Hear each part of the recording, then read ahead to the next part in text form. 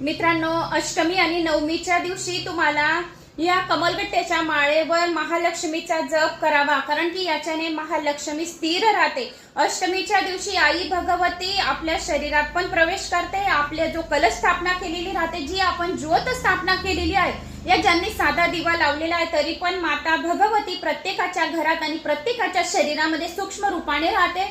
तर आई भगवतीची सेवा आपल्याला या कमळगट्ट्याच्या माळेवर जर केली, आपण महालक्ष्मी मंत्र, ओम श्रीम नमः, कुबेर मंत्र, कमलात्मक मंत्र, विष्णू गायत्री मंत्र, लक्ष्मी गायत्री मंत्र, याच्याने माता लक्ष्मी खूप प्रसन्न राहते। आणि जप झाल्यावर जर ज्यांच्याकडे श्रीयंत्र असेल, त्यांनी श्रीयंत्राला ही माळा छान लपटून ठेवावी, याच्याने खूप सुशोभित वाटतं। ज्यांनी आज पंचमीच्या दिवशी जर कुंकुमार्चन केलं नसणार, षष्ठी, सप्तमी, अष्टमी, नवमी पर्यंत केव्हाही तुम्ही कुंकुमार्चन करून आपल्या संपूर्ण सेवा करू शकता। जर आपल्या घरी या 4 दिवसामध्ये, या नवरात्रीच्या दिवसात कोणी आलं सुहागन महिला, तर तिची ओटी भरावी, सुहागनचं सामान द्यावा, याच्याने घरात बरकती राहते की आई भगवती सुद्धा साक्षात येते। जर आपल्या या 9 दिवसात घरामध्ये कोणी कन्याकुमारी आली, तर तिला दूध साखर नैवेद्य म्हणून पाठवा, तिच्या पायांची कुंकू आणि अक्षत लावून पूजा करा, याच्याने महालक्ष्मी आणि भगवती आई अंबा जगदंबा आपल्यावर प्रसन्न होते। या 9 दिवसामध्ये ज्या कन्या असतात, छोट्या छोट्या 2 वर्ष तर 11 वर्षापर्यंत,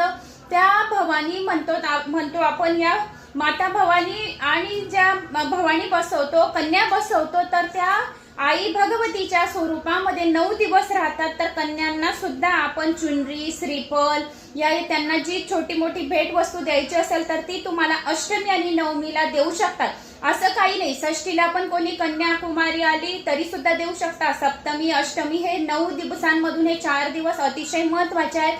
तर या छोट्या छोट्या सेवा नक्की करा। आवडल्यास लाईक, शेअर, सबस्क्राईब नक्की करा। जय माताजी।